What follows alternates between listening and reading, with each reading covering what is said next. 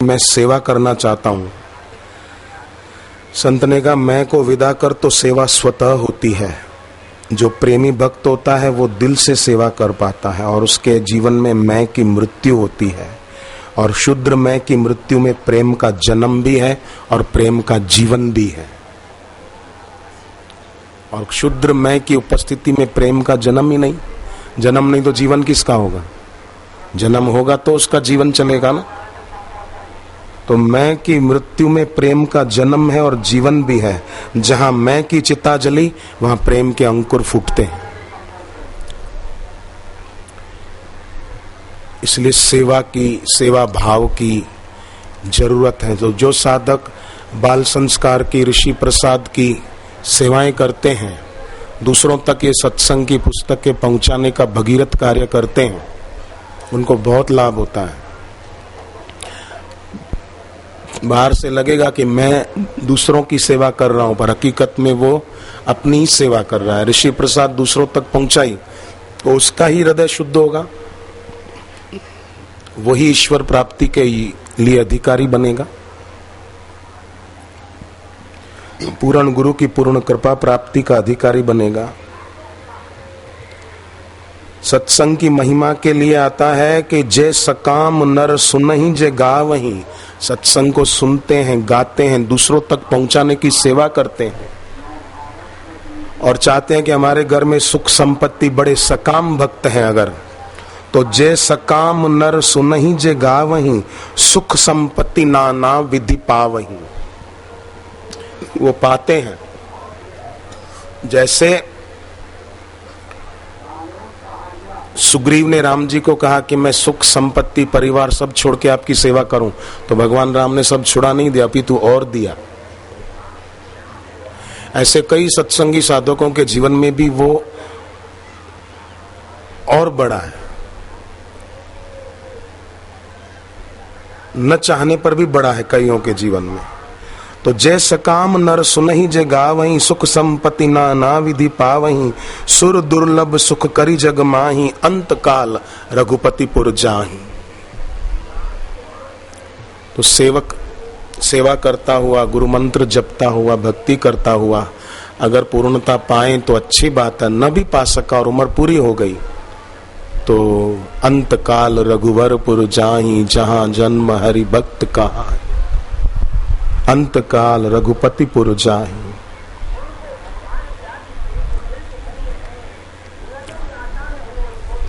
तो ऋग्वेद, यजुर्वेद और सामवेद, इन सभी वेदों में भी यही बात आती है। महान सौभाग्य हेतु पुरुषार्थ करे, उच्च तिष्ठ महते सौभाग्य।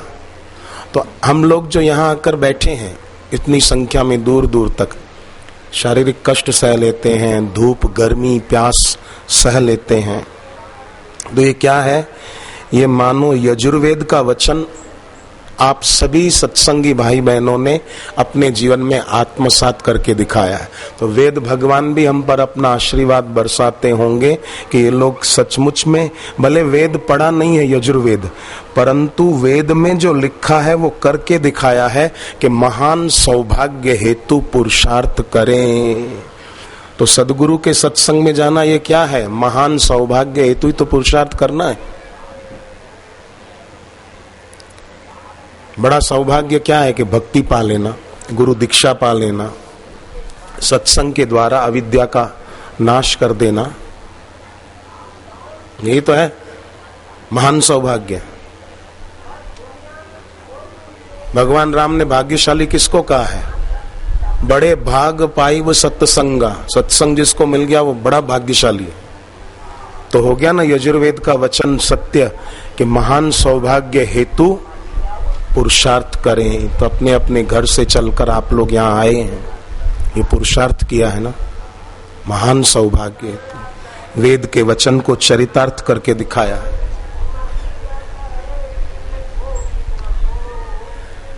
पौराणिक सत्य है कि गंगा में स्नान करो तो पाप नष्ट होते हैं, तो सत्संग की गंगा में स्नान करो तो भी पाप की वासना के बीज नष्ट होते हैं।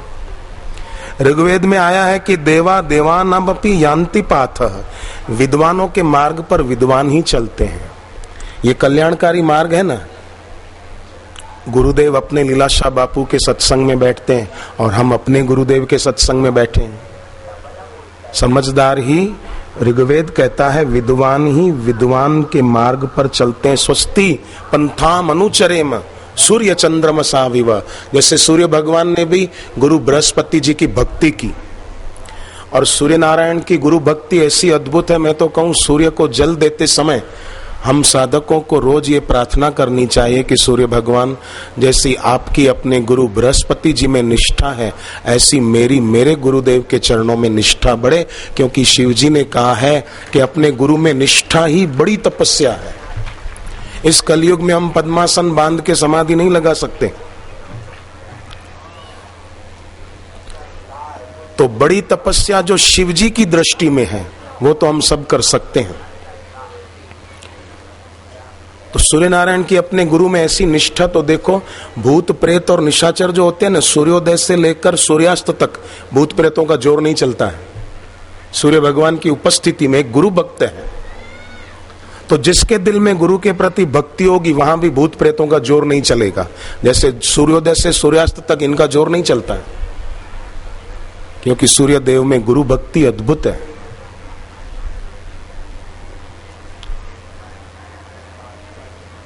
आचार्य बृहस्पति सभा में आए, स्वर्ग में सभी देवता एक साथ उठ खड़े हुए गुरु के सम्मान में कि गुरु जी आ गए। बापूजी पधारते हैं तो हम लोग नहीं खड़े हो जाते हैं सब। तो आचार्य बृहस्पति जी जब स्वर्ग की सभा में पधारे, सभी देवता खड़े हो गए, पर इंद्रदेव खड़े नहीं हुए। आचार्य बृहस्पति जी चले गए, और कोई तो इंद्र से कुछ नहीं बोले, क्योंकि इंद्र देवताओं के राजा हैं। पर सूर्यदेव से रहा न गया, उन्होंने इंद्रदेव को कह दिया कि आपने गुरु की अवज्ञा की, ये ठीक नहीं किया।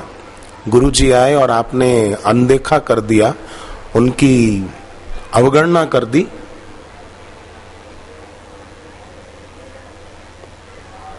जाओ क्षमा याचना करो।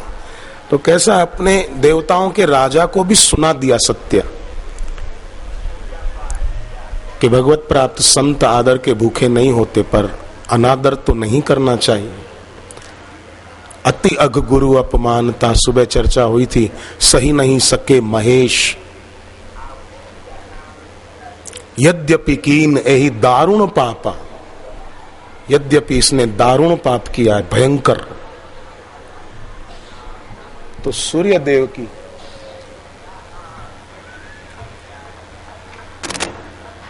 गुरु भक्ति अद्भुत है। ऋग्वेद में आता है, मां प्रगाम पथो वयम, हम इस वैदिक मार्ग से कभी पृथक न हो। ये वैदिक मार्ग है, इससे अलग न हो। 4 बार गायत्री मंत्र बोलते हुए सूर्य को अर्घ्य देना चाहिए और प्रार्थना करनी चाहिए कि आपकी गुरु निष्ठा की तरह मेरे गुरु में निष्ठा हो, और मैंने जिस वैदिक मार्ग पे कदम रखे हैं मैं उस वैदिक मार्ग से कभी विमुख न हो। हरि ओम हरि ओम, हरि हरि हरि हरि। 1 मिनट भी शुभ संकल्प करना चाहिए। तो वो संकल्प आज नहीं तो कल, कल नहीं तो परसों सत्य होके रहेगा। किसान लोग जमीन में हल चलाकर बीज बोते हैं, तो वो बीज समय पाकर उगता है कि नहीं? फसल पकती है ना। वो तो नश्वर बीज है, वो भी समय पाकर उगते हैं, तो ये शाश्वत बीज क्यों नहीं उगेंगे? मोबाइल के टावर काम करते हैं, मोबाइलों में नेटवर्क आ जाता है, जड़ टावर काम करते हैं। तो हम सुबह 1 मिनट ये शुभ संकल्प करेंगे तो क्या हमारा संकल्प काम नहीं करेगा? टावर तो जड़ है, हम जड़ थोड़ी हैं। ईश्वर अंश जीव अविनाशी, चेतन अमल सहज सुख राशि, सो माया वश भयो गुसाई। अथर्ववेद में आया है, असंतापम में हृदयम, मेरा हृदय संताप रहित है।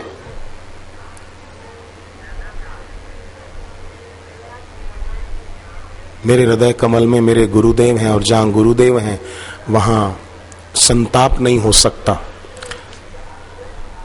जैसे गंगा बह रही और उसमें जलती हुई आग की लकड़ी कोई डाले तो क्या आग लगेगी कि बुझ जाएगी? बुझेगी। ऐसे ही जिसके हृदय में गुरुदेव हैं, गुरु के प्रति भक्ति है, वहां संताप रहेगा नहीं। अगर आ जाए तो भागेगा।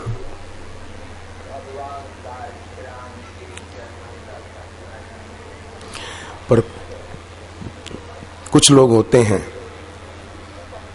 कि जो अपने को असुरक्षित महसूस करते हैं,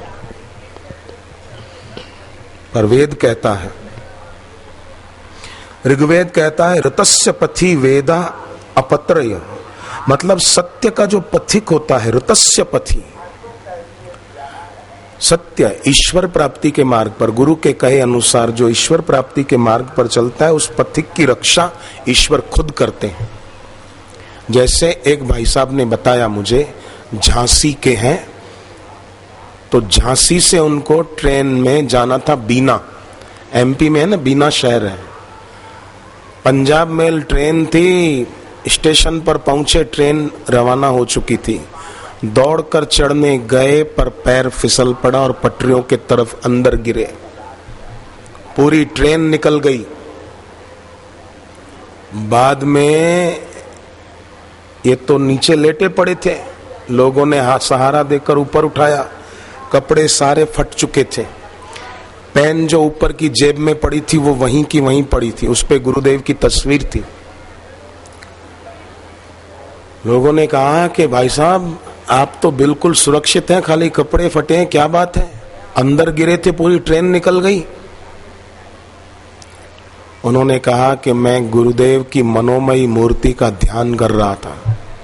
8 प्रकार की मूर्तियां होती अपने इष्ट की, उसमें एक मनोमयी मूर्ति अपने अंतर में बसी हुई। तो जब कोई साधक अपने अंतर में बसी हुई गुरु की मनोमयी मूर्ति का ध्यान करता है, उनके साथ एक हो जाता है, तब दुनिया की कोई बड़ी से बड़ी शक्ति उस भक्त का अनिष्ट नहीं कर सकती। कवच अभेद्य विप्र गुरु पूजा, यही सम विजय उपाय न दूजा। मेरी बात कभी मत मानना, मैं आपसे कहता हूं, पर शास्त्र की बात जरूर मानना। और ये शास्त्र की बात है, भगवान राम स्वयं रामचरितमानस के लंका कांड में कहते हैं, कवच अभेद्य विप्र गुरु पूजा, यही सम विजय उपाय न दूजा। बोले मैं तो गुरुदेव की पूजा में लग गया कि अब जो आपकी मर्जी, रखना है तो रखो, उठाना है तो उठाओ। पर कवच मेरा अभेद्य था, इसलिए ये ट्रेन भेद नहीं पाई उस अभेद्य कवच को। तो ऋग्वेद का वचन है कि सत्य के पथिक की रक्षा ईश्वर करते हैं। केवल इतना करें, प्रार्थना करें, उद्वयम तमस परिहि, हम अंधकार से ऊपर उठें और उससे गुरु का ज्ञान ऊपर उठाता है और गुरुदेव का ज्ञान मिलता है। दोपहर को सुना था, अभी भी सुनेंगे। घर पे भी जो जाने वाले हैं सत्संग के बाद, तो घर पे भी सत्संग रोज करते रहे। अब तो मेमोरी कार्ड का जमाना है, फोन में कार्ड लगा दिया और सत्संग सुनते रहे। उसकी सुविधा न हो तो ऋषि प्रसाद के सदस्य बन जाएं, हर महीने गुरुदेव का सत्संग सुनते रहें, पढ़ते रहें। ऋषि दर्शन वीडियो मैगजीन है, वो घर पे चलाकर खुद भी देखें, औरों को दिखाएं। विज्ञान ने प्रगति की है, पर विज्ञान की प्रगति के द्वारा लोगों को नुकसान भी तो बहुत हुआ है। इंटरनेट के जरिए कितने लड़के, फेसबुक के जरिए कितने युवक युवतियां, और चैटिंग के जरिए कितने अपना जीवन बिगाड़ देते हैं।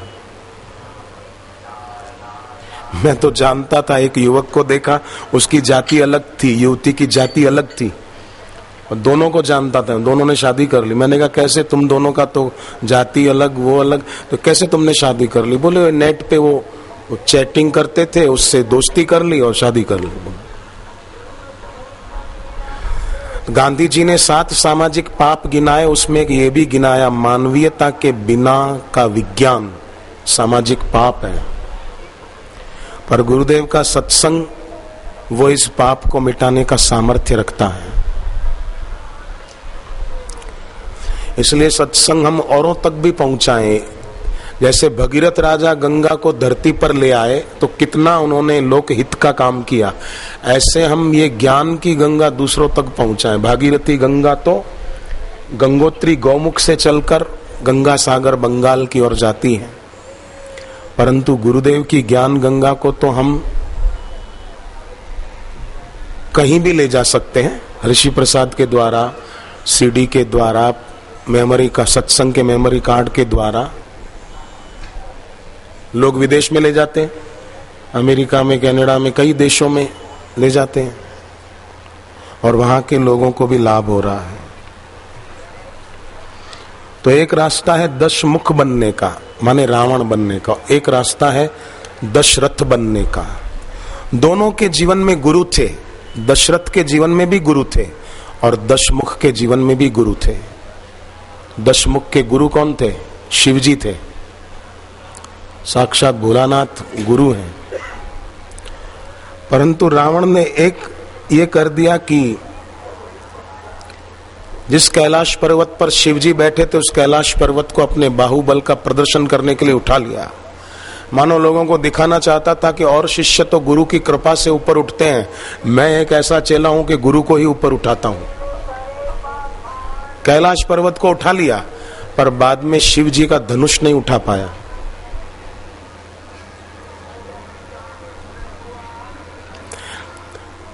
फिर देखो क्या हुआ, मंदोदरी ने रावण को कहा कि अगर आप सीता जी को पाना ही चाहते थे तो जनकपुर में शिव धनुष को उठा लिया होता, आप भी तो गए थे, क्यों नहीं उठाया?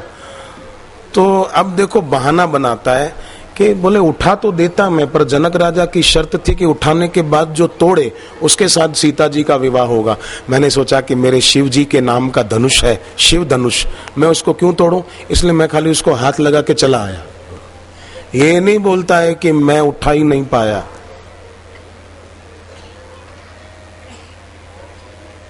अपनी हार स्वीकार नहीं की। फिर जब अंगद आए, सभा में पैर जमा दिया, बोले चल कोई बात नहीं, धनुष नहीं उठा पाया तो ये पैर उठा दे, चल।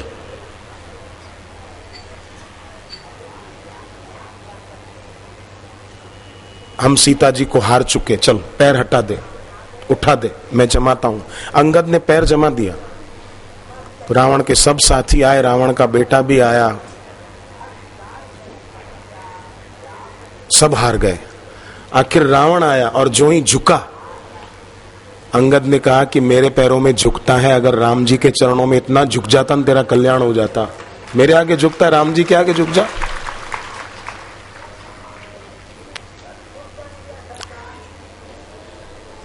ये कथा संकेत देती है कि अंगद ने पैर जमाया, उसी प्रकार हम साधक भी इस मार्ग पर अपना पैर ऐसा जमाएं कि कोई भी रावण मूर्तिमान मोह है, मेघनाद काम विकार का प्रतीक है, कोई भी विकार हमारा जमाया हुआ भक्ति मार्ग पर पैर उठा न सके, हटा न सके, ऐसा पैर जमा दिया जाए।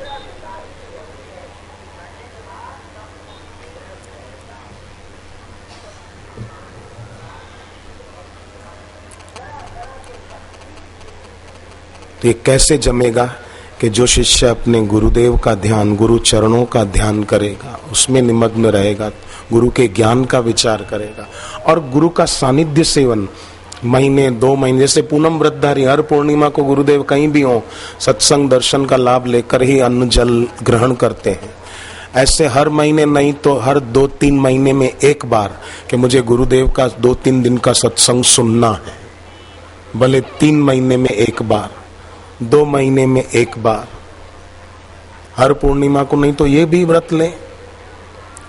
क्योंकि जिस साधक में साधना की मांग होती है वही तो साधक है। साधना की मांग नहीं, गुरु के सत्संग की मांग नहीं तो वो साधक काय का। सत्संग और साधन की मांग जिसमें है खूब, वो सच्चा साधक है। भगवत विमुख, गुरु विमुख होकर संसार की कामना मन में है तो सब पापों का मुख्य हेतु है। और गुरु के सन्मुख, ईश्वर के सन्मुख और दूसरी इच्छाओं का त्याग, ये बड़े में बड़ा पुण्य है। तो आप और हम सौभाग्यशाली हैं कि वो बड़े में बड़ा पुण्य कमा रहे हैं। सुविधाएं की इच्छा नहीं है, बाह्य सुख की इच्छा नहीं, पर गुरुदेव के दर्शन से बड़ा सुख क्या होगा। जिन गुरुदेव की नजरों में सब कुछ भगवान है, जिन गुरुदेव की दृष्टि में द्वैत नहीं अद्वैत है, ऐसे गुरु की दृष्टि हम पर पड़े, हमारा कितना सौभाग्य है।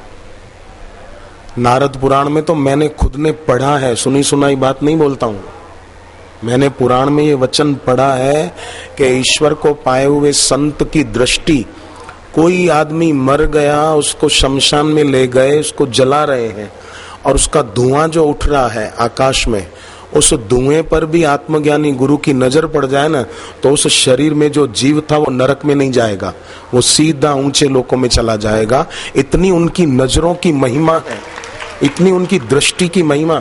ये मैंने नारद पुराण का वचन पढ़ा है खुद। तो धुएं पर पड़े तो इतना लाभ उस जीव को हो जाए कि वो दुर्गति से बच जाए। तो आप और हम तो जिंदे इंसान हैं जिनकी दृष्टि में अद्वैत है, सब कुछ भगवान है। उनकी नजर हम पर पड़ जाए ना, समझो जीवन सफल है, सत्संग में आना सफल हो गया। भले कुछ सुन पाए या कोई बेचारा बहरा आदमी हो ना सुन पाए। एक बार तो क्या हुआ, राजस्थान के अलवर में सत्संग था, एक बुजुर्ग व्यक्ति आए, 60 साल से ज्यादा उम्र थी। बाद में मुझे उन्होंने चिट्ठी दी, क्योंकि भीड़ बहुत थी, चिट्ठी दे गए। चिट्ठी में लिखा था कि मैं पिछले कुछ वर्षों से बहरा हो गया था, सुनाई नहीं देता था। तो मेरे एक दोस्त ने कहा कि अलवर में बापू आए हैं, चलो सत्संग सुनने के लिए। तो मैंने उसको कहा कि मुझे तो सुनाई नहीं देता, तू भी इतना जोर से मेरे कान के पास चिल्ला रहा है तब सुन रहा हूं। तो सत्संग में तो मैं कहाँ भीड़ में बैठूंगा, क्या सुनाई देगा। तो दोस्त ने उसको समझाया, कोई बात नहीं, नहीं सुनाई दे तो क्या है, आंखें तो है ना तेरे पास, तो दर्शन तो कर लेना गुरु जी के।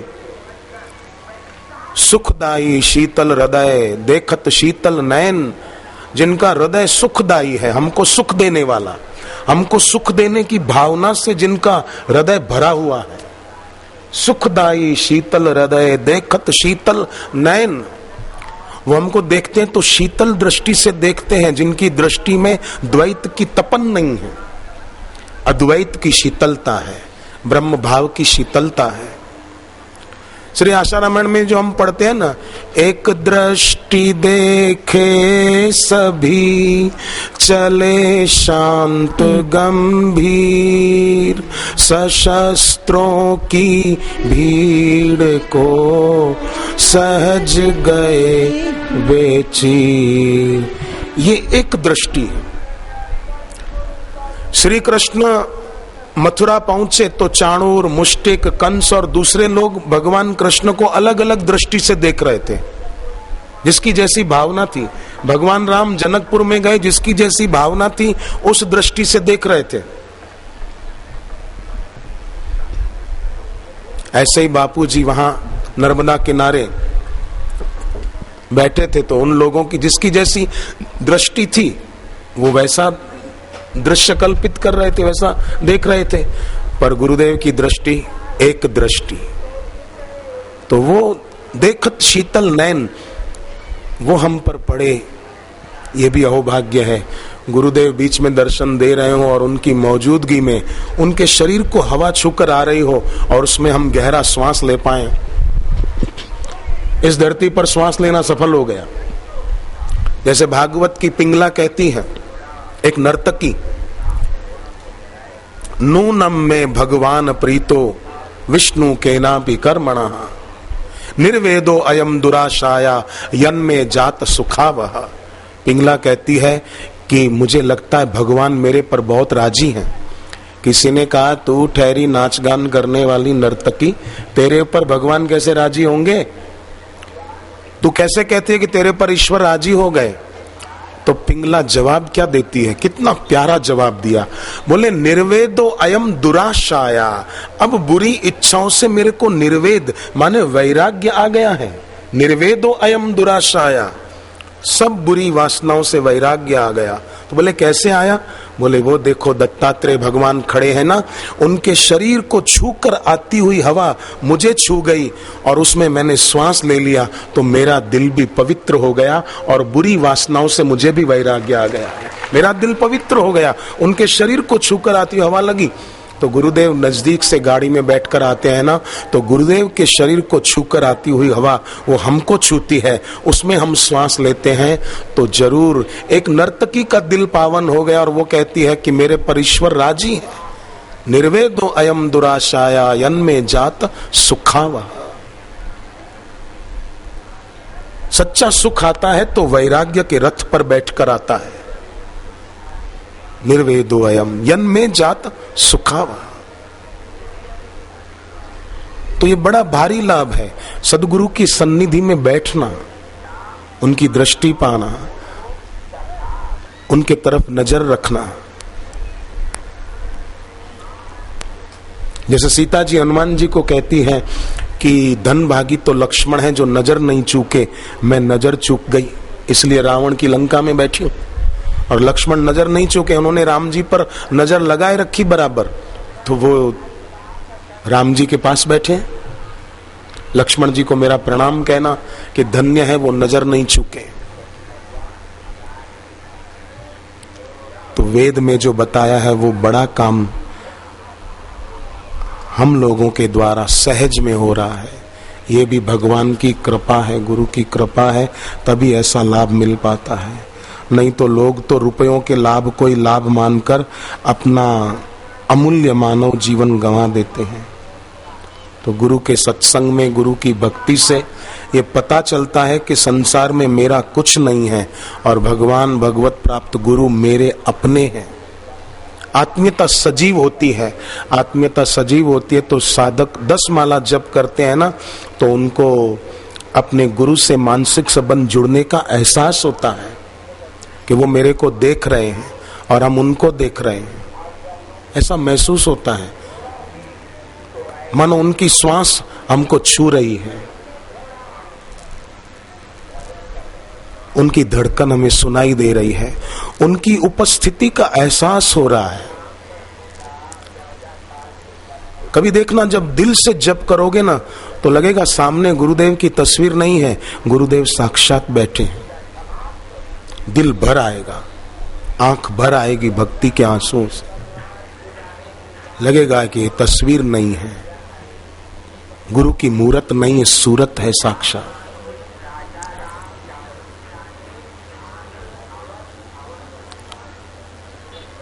और सबसे बड़ा लाभ जो है भक्ति का वो मिलता जाएगा और बढ़ता जाएगा। यन्मे जात सुखावा।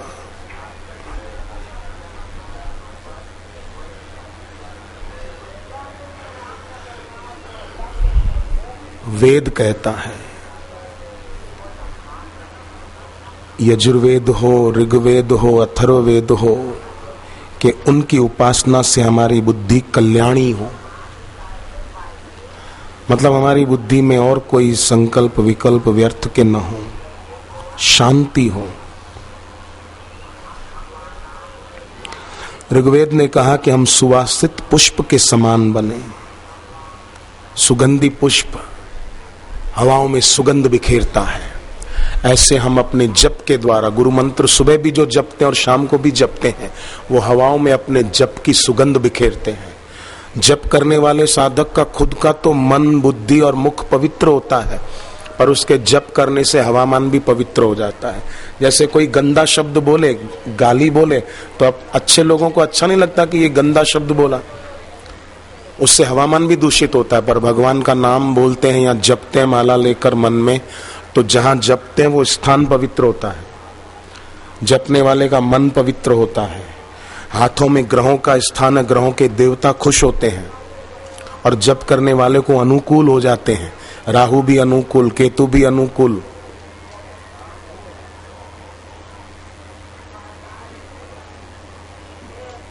और भी सब ग्रह अनुकूल हो जाते हैं।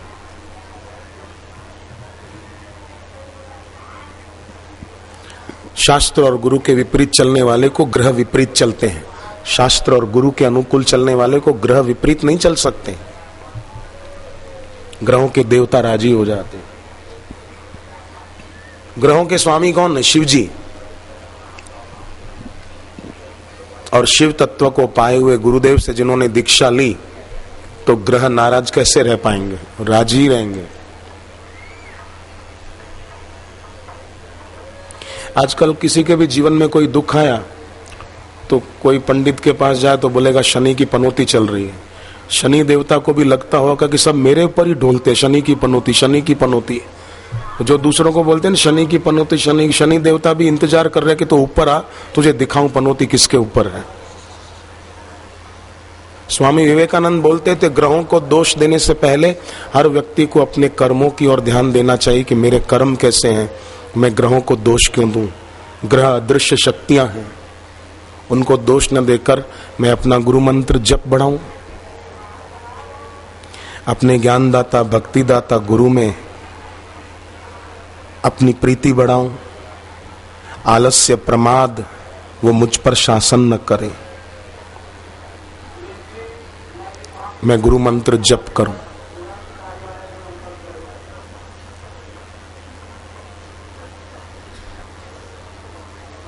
होठ बंद रहें, जीभ तालू में लगे, मन ही मन गुरु मंत्र का जप करें।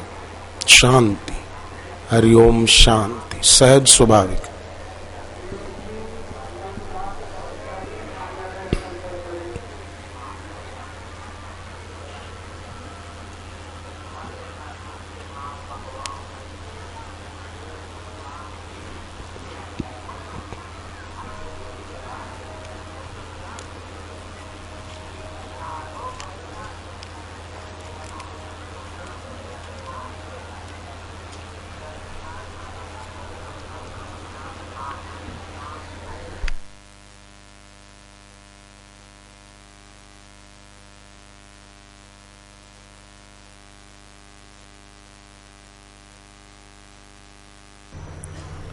अब एकदम पूरी तरह बंद गए तो खड़े नहीं रह पा रहे थे। सोचा कि अब गिर जाऊंगा, तो भी इधर उधर देखा कि कहां गिरूं, तो जहां राक्षस की सेना खड़ी थी ना, उनके ऊपर ही जाके गिरे, तो दबकर कई राक्षस मर गए। सोचा कि अपना ऐसे गिरना भी सार्थक हो ना।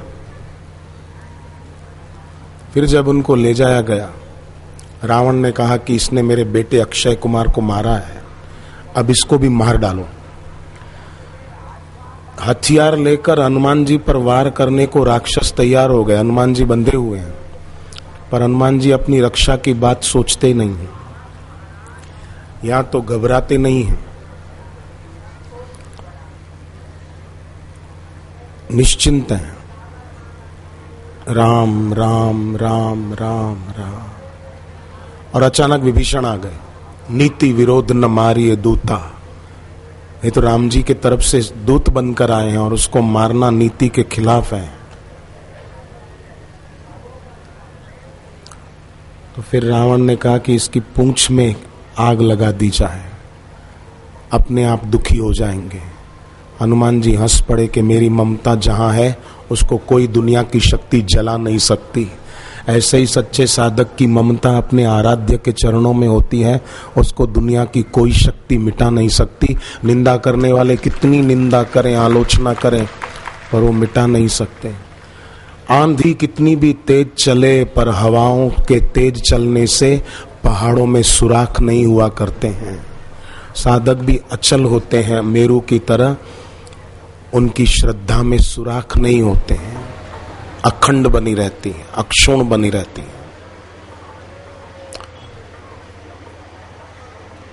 वाराणसी जा रहे हो, रास्ते में माइलस्टोन आ रहा हो, वाराणसी इतना किलोमीटर, यहाँ रायपुर से राजिम आ रहे हो, अब 20 किलोमीटर, अब 18 किलोमीटर, पर राजिम के माइलस्टोन पर से राजिम हटाकर कोई गोवा लिख दे तो क्या राजिम गोवा हो जाएगा क्या? ये महर्षि लोमश जी की तपोस्थली नहीं रहेगी क्या? ब्रह्मा जी का ये पद्म क्षेत्र नहीं रहेगा क्या? आलोचना करने वाले भी ऐसे ही बेचारे सोचते हैं कि माइलस्टोन बदल देने से शायद पूरा शहर ही बदल जाएगा। बरगद के पेड़ को कोई कितनी फूंक मारे पर उसकी जड़ें उखाड़ नहीं सकता और वृक्ष को धराशायी नहीं कर सकता। मुझे किसी ने कहा कि कुछ लोग निंदा करने वाले इतना गंदा क्यों बोलते हैं, उनको सत्संग से कोई लाभ नहीं होता, वो सुधर नहीं पाते सत्संग से और कई लोग ठीक हो जाते हैं। मैंने कहा सूअर के आगे गुलाब के इत्र की शीशी रखो तो वो क्या करेगा? उसको तो नाली ही का पानी ही चाहिए गंदा, उसको सुगंधी इत्र से कोई लेना नहीं होता। ऐसे ही कुछ लोग होते हैं उनको निंदा में ही रस आता है, सत्संग की सुगंध से उनको कोई लेना देना ही नहीं होता। नेत्रहीन व्यक्ति को आईना दिखाओ तो वो क्या करेगा? कोई फायदा उठाएगा वो? ऐसे ही कुछ लोग नेत्रहीन होते हैं बेचारे, कोई फायदा नहीं उठा सकते हैं। हनुमान जी के उपदेश से रावण फायदा नहीं उठा पाया।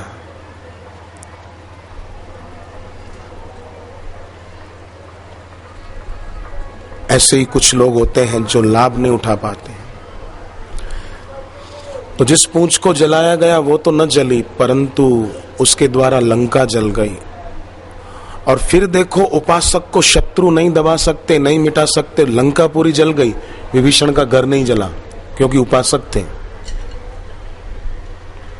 साधु अवज्ञा कर फल ऐसा, हनुमान जी की अवज्ञा की तो परिणाम क्या आया? जरहि नगर अनाथ कर जैसा, जारा नगर निमिष एक माही, एक विभीषण कर ग्रह नाही। एक विभीषण का घर नहीं जला, उपासक थे।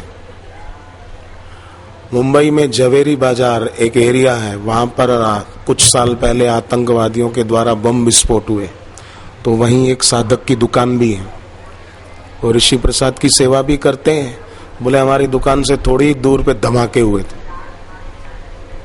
जान हानि हुई, धन हानि हुई, पर बोले हमारा कुछ भी नहीं हुआ। तो सुना तो था कि बोले पूरी लंका जल गई पर विभीषण का घर नहीं जला क्योंकि उपासक थे। ऐसे बोले हमारे जीवन में भी गुरु की उपासना भले पूरी नहीं थी पर कुछ तो थी, उस उपासना ने हमारी रक्षा कर ली। मानो ऋग्वेद का वचन सत्य हो गया कि उपासक को कोई भी शत्रु दबा नहीं सकते, क्योंकि उपासना करने वाले उपासक को उसके उपास्य देव का कदम कदम पर आशीर्वाद मिलता रहता है। रक्षण तू कर रहा है संतानवत हमारा, दुख सुख सभी समय में संतानवत हमारा। यत्र सोमः सदमित तत्र भद्रम, जहां भगवान और गुरु की भक्ति रूपी ज्योत है वहां कल्याण ही है। और देव निंदक गुरु निंदक स्वयं ही जीर्ण शीर्ण होता है और भक्त स्वयं ही उन्नत होता जाता है। भक्ति पुष्ट करती, जैसे माँ बच्चे को पुष्ट करती है योग्य समय पर योग्य आहार देकर, ऐसे ही भक्ति माता भक्त को पुष्ट करती रहती है। और फिर भक्त को गुरु की और ईश्वर की शक्ति प्राप्त होती है। जैसे माँ का दूध नवजात शिशु के लिए ही होता है, ऐसे ही गुरु और ईश्वर की शक्ति गुरु और ईश्वर के भक्तों के लिए ही होती है और उनकी कदम कदम पे रक्षा करती रहती है। भक्त बस जापक जन प्रहलाद जिमी, तुलसीदास जी ने कहा कि कलयुग में भगवान का नाम जो गुरु से दीक्षा में मिलता है वो भगवान नाम नरसिंह अवतार के समान है। और ये कलयुग हिरण्याकश्यपु के समान है, तरह तरह के दुख देता है। जप करने वाला प्रहलाद की तरह हो जाए तो अपने आप कलयुग रूपी हिरण्याकश्यपु का जोर खत्म हो जाएगा और भगवान का नाम जो नरसिंह अवतार, राम नाम नर केसरी, कनक कशिपु कलिकाल, जापक जन प्रहलाद जिमी पाल ही दली सुरसाल, वो पालन करेगा।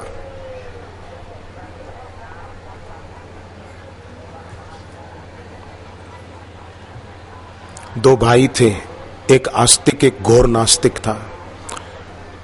तो आस्तिक तो गुरु से दीक्षा लिया हुआ था, जप करता था। एक दिन गुरु जी घर आए तो गुरु को कहा मेरा भाई नास्तिक है, कभी भगवान का नाम नहीं जपता, तो आप जरा उसको भी सद्बुद्धि दो।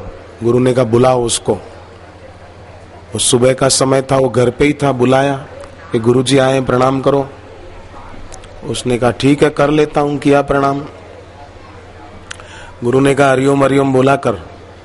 तो वो एकदम भड़क गया, बोले नहीं बोलूंगा हरिओम हरिओम। गुरुजी ने कहा ठीक है, 2 बार तो बोल दिया, इसको संभाल के रखना। उसको उस समय तो समझ में नहीं आया, पर समय आया, उसकी मृत्यु हुई। यमराज चित्रगुप्त ने हिसाब किताब देखा तो कहा कि पाप बहुत है, पुण्य इतना ही है कि 2 बार गुस्से से हरिओम हरिओम बोला था कि नहीं बोलूंगा हरिओम हरिओम, उतना पुण्य है तेरा। 2 बार भगवान का नाम गुस्से से बोला, अब बोल क्या चाहता है तू उसके बदले में। बोले मैं क्या चाहूंगा, आप जो उचित समझो बताओ क्या है उसका फल। अब ये भी सोच में पड़ गए कि इसका फल इसको दिखाएं क्या। तो यमराज चित्रगुप्त इंद्र के पास गए कि ये 2 बार जो भगवान का नाम लिया उसका फल देखना चाहता है। बोले इंद्र बोले ये सवाल तो मैं भी पहली बार सुन रहा हूं कि राम भगवान के नाम का फल देखना है। चलो ब्रह्मा जी के पास। ब्रह्मा जी को भी बात समझ में नहीं आई, चलो चलते शिव जी के पास। सब शिव जी के पास गए। शिव जी भी सोच में पड़ गए कि इसको ईश्वर के नाम का फल देखना है। चलो भगवान विष्णु के पास ही चलते हैं। तो वो बोलता है कि मैं तो चलते चलते थक गया, मेरे से चला नहीं जा रहा है। तो 4 सेवक बुलवाए और पालकी मंगाई, उसको उठाया पालकी में और ले चले भगवान विष्णु के पास। पालकी रखी और उसको कहा बाहर आओ श्रीमान, पधारो। और भगवान विष्णु को सारी बात बताई तो भगवान मुस्कुराए कि मृत्यु के देवता यमराज, चित्रगुप्त, देवताओं के राजा इंद्र, ब्रह्मा जी सृष्टि करता और भगवान भोलानाथ, ये सब तुझे अपने साथ पालकी में बिठवा कर ले आए और तू रूबरू मुझ भगवान आदि नारायण को देख रहा है। अब और क्या फल तू देखना चाहता है बाकी। 2 बार खाली गुस्से से बोला, अब और क्या देखना बाकी तुझे। तब यमराज खुश हुए और बोले प्रभु इसने देख लिया फल, अब इसको ले जाए नरक में। भगवान ने कहा नहीं, अब ये मेरे पास आ गया तो जिसने एक बार मुझे पा लिया वो नरक में क्यों जाएगा, ये यहीं रहेगा। अब आप पधारो भले अपने नरक में, अपना शासन संभालो। तो 2 बार क्रोध के आवेश में ईश्वर का नाम बोला तो नरक में जाने से बच गया। तो जो श्रद्धा और भक्ति के वश होकर गुरु से दीक्षा लेकर प्रीति पूर्वक जप करते होंगे, सजीव जप या निर्जीव जप भी करते हैं। कई लोग बोलते हैं माला तो कर में फिरे, जीभ फिरे मुख माही, मनवा तो 10 दिश फिरे, ये तो सुमिरन नाही। अरे ये सुमिरन नहीं है, पर ये तो जप नाही। ये तो किसी ने थोड़ी बोला है। माला घूम रही है, जप में मन नहीं लग रहा है, इधर उधर देखते हुए माला कर रहे हैं, तो भी जप तो हो गया। भले जितना प्रगाढ़ता और तल्लीनता से होना चाहिए नहीं किया, पर जप तो हुआ। ये तो सुमिरन नहीं, पर ये तो जप है। उसका मतलब ये नहीं कि हमेशा जप ऐसे ही करना चाहिए, पर उतना जप तो हो ही गया। इसलिए कोई साधक ये ना सोचे कि मेरा मन नहीं लगता है तो मुझे लाभ होता होगा कि नहीं होता होगा। नहीं, विद्यार्थी का क्लास में मन नहीं लगता तो भी उसकी हाजिरी तो लग जाती है। ऐसे ही जप में बैठे हैं, मन नहीं लगा तो भी ईश्वर के दरबार में उपस्थिति दर्ज हो जाती है कि ये बैठा जप करने, शाबाश है। इसको मन नहीं लगा फिर भी ये आदमी बैठा, ये मन लगने वाले से ज्यादा मजबूत है। किसी का तो मन लग रहा है इसलिए बैठा है, और जिसका मन नहीं लग रहा है फिर भी बैठा है, वो ज्यादा बहादुर है कि बैठा तो है, मन को मार के बैठा, नहीं लग रहा है तो भी बैठा है। तो ईश्वर उस पर ज्यादा खुश होते हैं कि इस आदमी की नीयत कितनी अच्छी है। तो हम भले पूर्णतः ईश्वर को और गुरु की महिमा को न जान पाए, पर वो हमको जान पाते हैं कि हम कितने पानी में हैं, हम क्या करना चाहते हैं उनको पता है, हमारे दिल में कितना प्रेम है, भक्ति है, वो उनसे छुपी नहीं है। तो वो हमारे भावों को देखते हैं, वो हमारी श्रद्धा को देखते हैं, वो हमारे प्रेम को देखते हैं। राम जी ने शबरी के प्रेम को ही तो देखा जो उसके बेर खा लिए थे। कृष्ण भगवान ने विदुर और उसकी पत्नी सुलभा के भाव को ही तो देखा था जो छिलके खा लिए थे। विदुर रोकते हैं पत्नी को कि छिलके क्यों दे रही है, फल तो फेंक रही है। भगवान कृष्ण ने रोक लिया कि छिलकों में वो रस आ रहा है जो बचपन में माँ यशोदा के हाथ का भोजन करने में आता था, वो स्वाद मुझे आज केले के छिलके खाने में आ रहा है। और विदुर की पत्नी के हाथ के छिलके खा गए। तो भगवान ने छिलकों को नहीं देखा, विदुर की धर्मपत्नी सुलभा के प्रेम को देखा था। एक साधक ने पूछा कि मेरे को घुटनों में दर्द बहुत होता है, मैं नीचे बैठकर जप नहीं कर पाता हूं, तो क्या कुर्सी पे आसन बिछा के जप कर सकता हूं? मैंने कहा क्यों नहीं कर सकते हैं? मैंने तो कहा बैठ कर ना कर सको तो लेट कर भी कर लिया करो। ईश्वर ये नहीं देखेंगे कि लेट कर रहा है कि पद्मासन बांध के कर रहा है, ईश्वर देखेंगे कर तो रहा है ना, और उसके हृदय में भाव है, भक्ति है, प्रेम है। भगवान भावग्राही जनार्दना भजे हम भवानी पति भावगम्यम।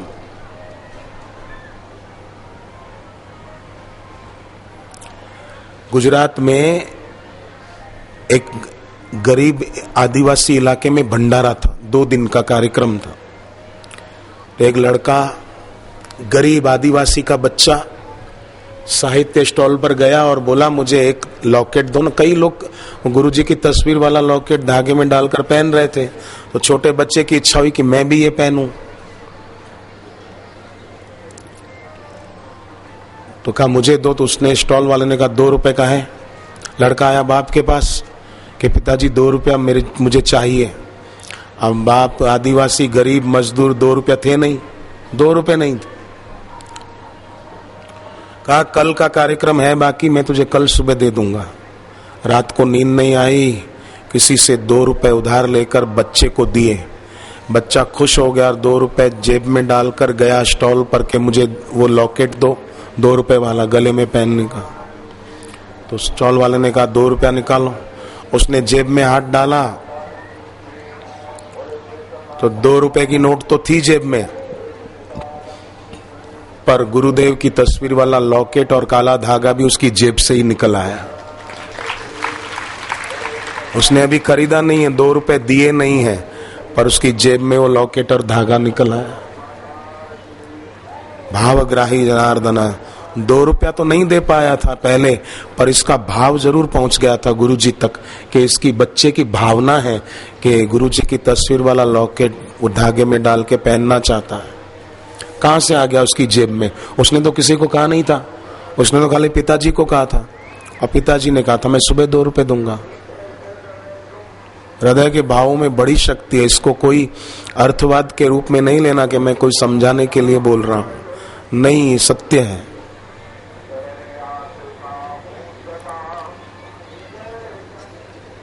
$60 तोला सोना चोरी हो गया एक परिवार का दिल्ली में। क्या करें अब? पुलिस में तो रिपोर्ट लिखा दी, तो सत्संग था दिल्ली में, मिलना हुआ। मैंने कहा घर पे पाठ करो श्री आशा रामायण के 108। कई लोग दुख समस्या आने पर जन्म पत्री लेकर घूमते हैं या बाहर के सहारे खोजते हैं। नहीं, बाहर के सहारे सब पत्ते और तिनके हैं, डुबाने वाले ही होंगे। ओले गिर रहे थे, एक कीड़े ने सोचा मैं ओलों में दब के मर न जाऊं, सुरक्षा का इंतजाम कर लूं। तो पेड़ से एक पत्ता गिरा था, सूखे पत्ते के नीचे कीड़ा छुप गया कि मैं सुरक्षित हो गया, पर ओले गिरे उस पत्ते पर, कीड़ा दब के मर गया। संसार के जितने भी सुरक्षा के साधन हैं वो पेड़ से गिरे हुए सूखे पत्ते की तरह हैं। खुद ही सुरक्षित नहीं है तो दूसरों को क्या सुरक्षा दे सकेंगे?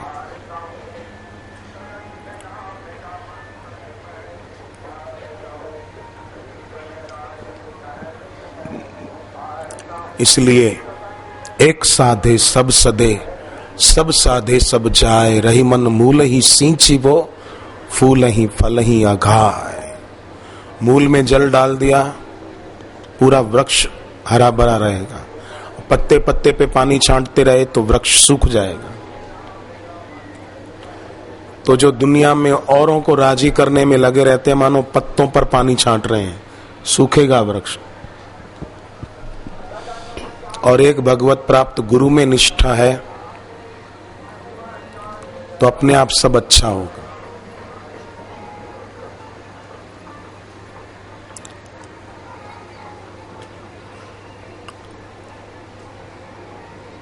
हम आए हैं शरण तुम्हारी, अब उद्धार करो दुखहारी। सुन लो मेरी पुकार, सदगुरु एक तुम्ही आधार।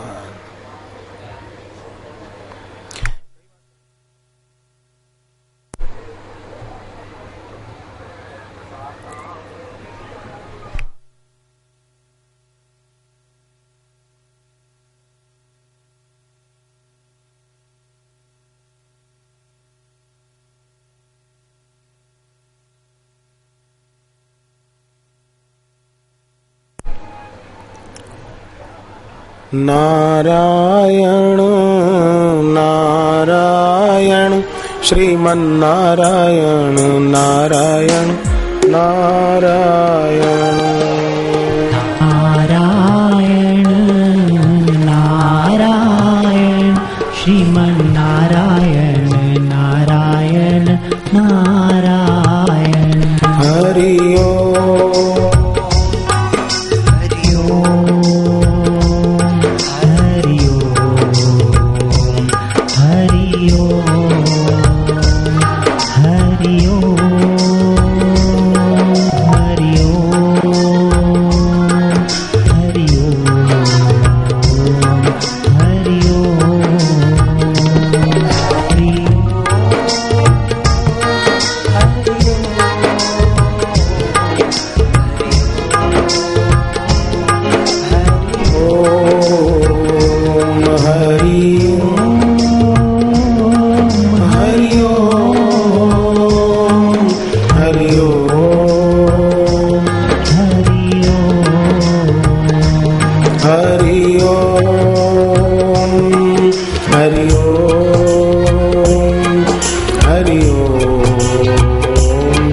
हरि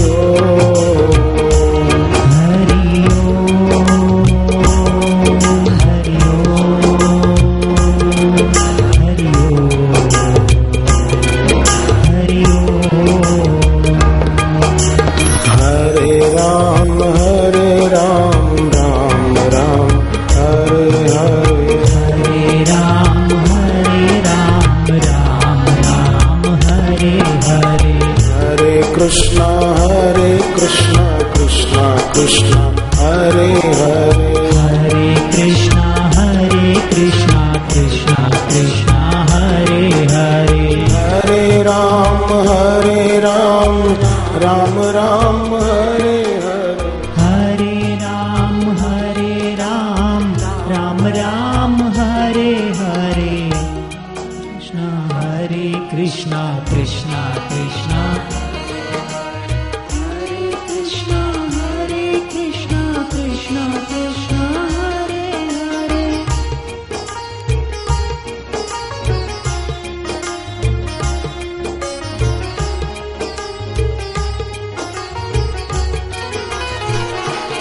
हरि ओम हरि ओम हरि ओम हरि ओम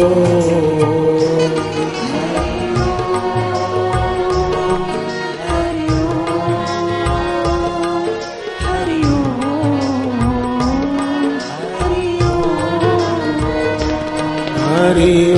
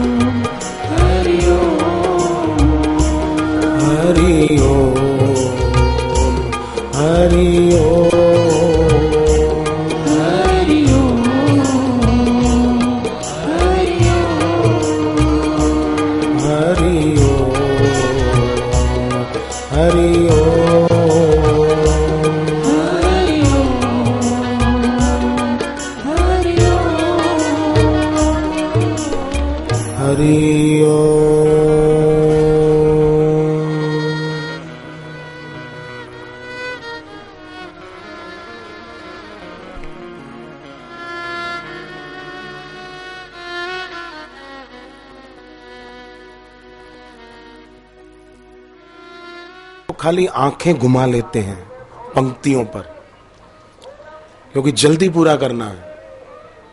कई लोग प्रेम से करते हैं, भले थोड़ा टाइम लग जाएगा। तो उन्होंने घर पे पाठ शुरू किए संकल्प करके कि हमारे हक की चीजें हमें जरूर मिलेगी, नाहक की चीज नहीं थी जो चली जाएगी। उनकी हक की कमाई का था 60 तोला सोना। गुरु चरण रज शीश धरी, हृदय रूप विचार, श्री आशा रामायण कहूं वेदांत कोसा, धर्म कामार्थ मोक्ष दे, रोग शोक संहार। धर्म की प्राप्ति हो, अर्थ की प्राप्ति हो और जीवन में कोई अनर्थ ना हो। शरीर के अर्थी उठे उसके पहले सच्चे अर्थ को पाले। धर्म अर्थ कामना रहित तो जीवन, और जो न्याय युक्त कामना हो वो पूरी हो। धर्म कामार्थ मोक्ष, मोक्ष भी मिल जाए। और मोक्ष मरने के बाद किसने देखा है? जो मरकर गए उन्होंने चिट्ठियां तो भेजी नहीं, और एसएमएस का जमाना आया तो कोई मोबाइल लेकर तो मरे नहीं जो एसएमएस करें। जीते जी जो इच्छा दुख और वासना से मुक्त हो पाए वो मरने के बाद भी मुक्त है। जीते जी नहीं हो पाया, मरने के बाद क्या हो पाएगा? ये जीते जी इच्छा से मुक्ति का प्रत्यक्ष प्रमाण है कि इतने घंटों पर साधक एक ही आसन पे बैठे रहते हैं।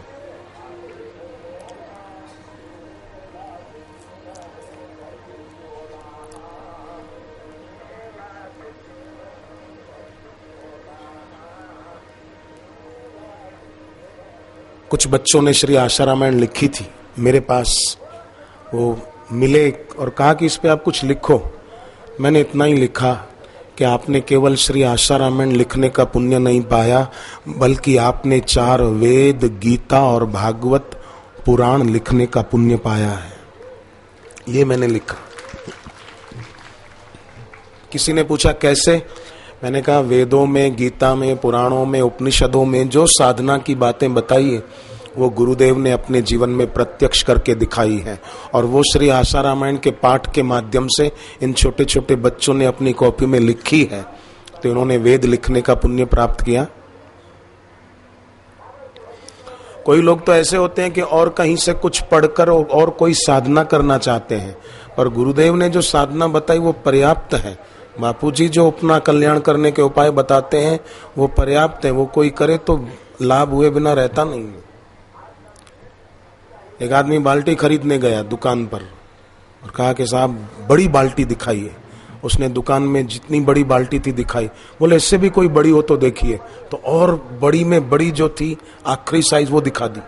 बोले इससे भी कोई बड़ी हो तो दिखाइए। दुकानदार ने कहा आखिर आपको इतनी बड़ी बाल्टी करनी क्या है साहब? बोले मेरे घर पे आग लगी हुई है और ज्यों मैं देर कर रहा हूं आग बढ़ती जा रही है, इसलिए बाल्टी बड़ी दोगे तो पानी ज्यादा आएगा और आग बुझा सकूंगा। दुकानदार ने कहा बावरे, जो बाल्टी मिल रही लेके भाग और आग बुझाना शुरू कर।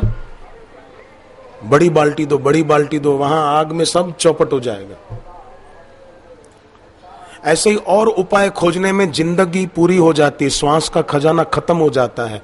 पर जो शिष्य गुरु ने बताई वो साधना करता है, अशांति की आग अपने आप बुझती जाती है और आत्म शांति का अनुभव उसको होता जाता है।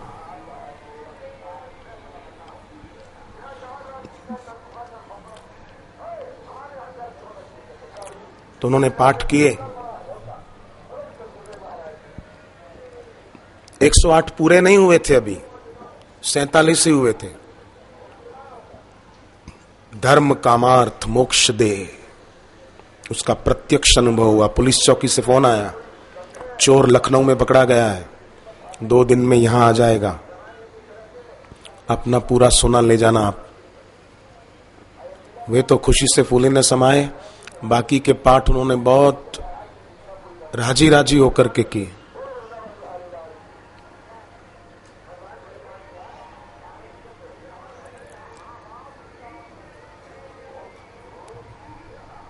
रोग शोक संग, रोग और शोक भी दूर होते हैं। अगर दवाओं से ही सब ठीक हो जाते ना तो अस्पतालों में कोई दर्दी मरना ही नहीं चाहिए, सब ठीक होके अपने अपने घर पहुंचने चाहिए। पर अस्पतालों में कई ऑपरेशन कराने के बाद भी मर जाते हैं बेचारे। पर दैवी चिकित्सा का सहारा ले तो रोग शोक संहार भी हो सकता है, रोग भी नष्ट, शोक भी नष्ट। जैसे गोपियों ने कहा सुरत वर्धनम शोक नाशनम, प्रेम बढ़ेगा, सुरत वर्धनम तो शोक नाशनम, शोक अपने आप नष्ट होगा।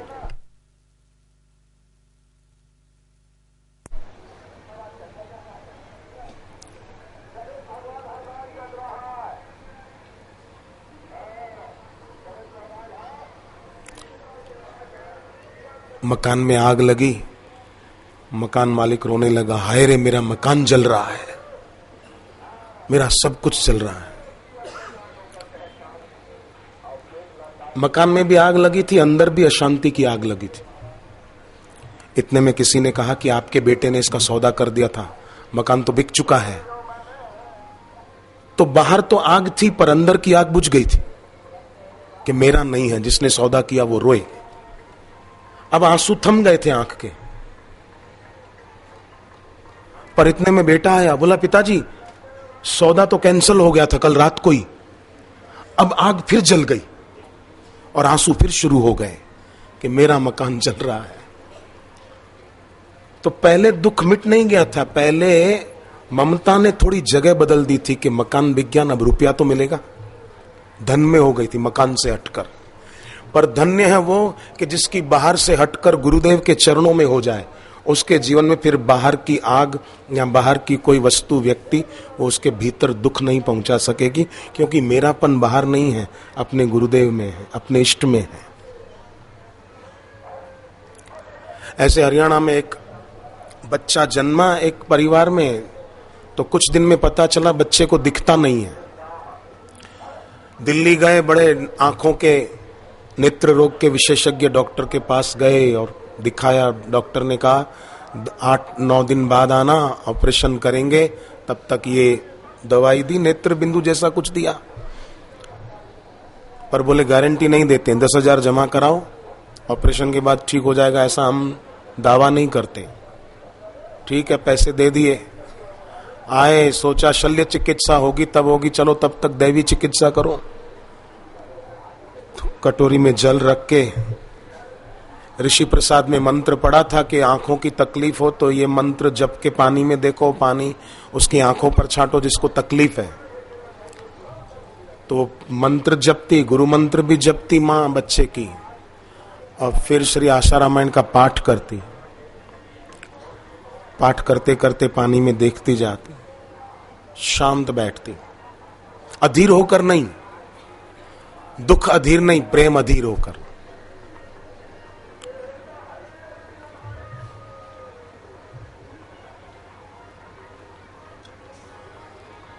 दुखी होकर जो प्रार्थना करता है ना, मैं दुखी हूं, मैं दुखी हूं, मैं परेशान हूं, हे भगवान मेरा दुख दूर कर, ऐसे कई लोग रोते रहते हैं, पर उनका दुख बेचारों का दूर ही नहीं होता, क्योंकि उनको पता ही नहीं बेचारों को कि अंधेरा कभी रोशनी में प्रवेश नहीं कर पाता, दुख बना रहता है।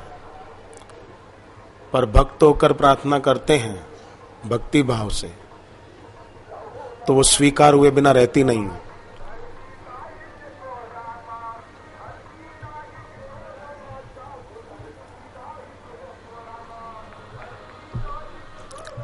पाठ पूरा हो जाता, वो जल बच्चे की आंखों पर छांटती, 1-2 बूंद चरणामृत के रूप में उसके मुख में देती।